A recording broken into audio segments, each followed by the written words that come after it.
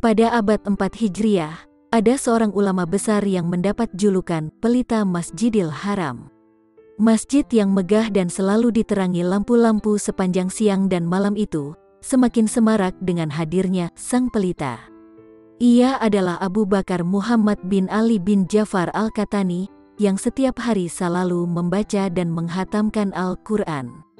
Lahir di Baghdad, awalnya ia pergi ke Mekah untuk menunaikan ibadah haji, tapi kemudian menetap di sana hingga wafat pada 322 Hijriah atau 934 Masehi. Dan selama 30 tahun menetap di Mekah, ia dikenal sebagai ulama yang tidak pernah tidur. Setiap hari ia duduk di bawah pancuran air dalam Masjidil Haram, dan selama itu pula ia cukup berwudu sekali dalam 24 jam. Setiap kali tawaf di Ka'bah, konon, ia sempat membaca 20.000 ayat. Niat menunaikan ibadah haji sudah terbersit di hatinya sejak masih remaja. Maka ia pun minta izin kepada ibunya, tapi ditolak. Lantaran Al-Qahtani mendesak terus, akhirnya hati orang tuanya luluh juga, maka keesokan harinya ia pun berangkat.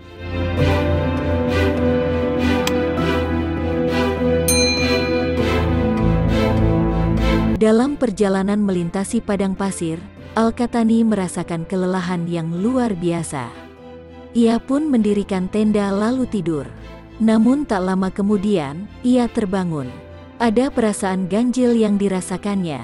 Mungkin ini sebuah isyarat agar aku kembali, katanya dalam hati. Keesokan harinya, Al-Qahtani kembali pulang kampung. Sampai di rumah, ia mendapati ibunya duduk termenung menantinya di balik pintu. "Bukankah ibu telah mengizinkan aku pergi?" tanyanya. "Ya, memang, tapi tanpa engkau, aku tidak sanggup melihat rumah ini lagi.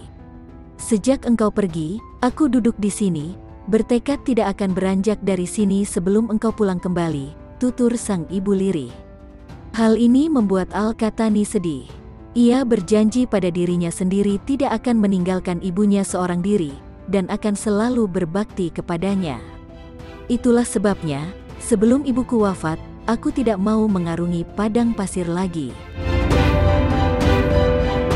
Selain dikenal sebagai ulama dan waliullah, ia juga dikenal sebagai sejarawan. Ia paham benar sejarah Islam. Sejak zaman Nabi Muhammad, para sahabat, tabi'in, hingga tokoh-tokoh sesudahnya. Ia begitu mengagumi kesalehan mereka.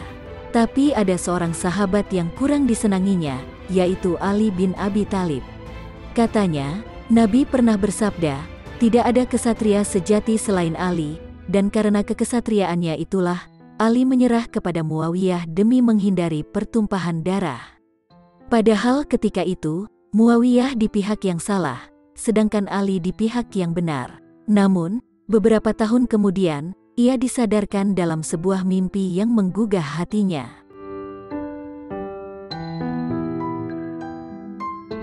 Seperti biasanya, ia tidur di sebuah gubuk kecil antara Bukit Safa dan Marwah. Malam itu ia bermimpi melihat Nabi beserta sahabat-sahabat yang dikasihinya. Lalu Nabi menghampiri dan merangkulnya. Sambil menunjuk ke arah Abu Bakar, beliau bertanya, "Siapakah dia itu, wahai Al-Qahtani?" Ia menjawab, "Abu Bakar, wahai Rasulullah." Lalu Nabi menunjuk Umar. "Siapakah dia?" tanya Nabi. "Umar," jawab Al-Qahtani. Setelah itu Nabi menunjuk Utsman dan Al-Qahtani menjawab, "Utsman." Terakhir, Nabi menunjuk Ali, namun Al-Qahtani enggan menjawabnya.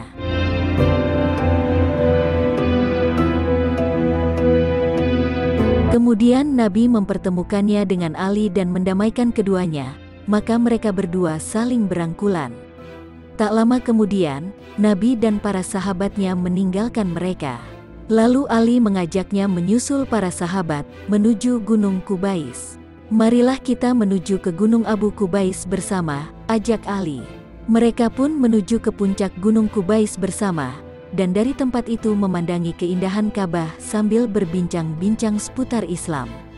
Ketika terjaga dari mimpinya, Al-Qahtani mendapati dirinya benar-benar berada di puncak Gunung Qubais. Setelah kejadian itu, ia tidak lagi membenci. Demi Allah, tidak ada kebencian sedikit pun dalam hatiku sekarang.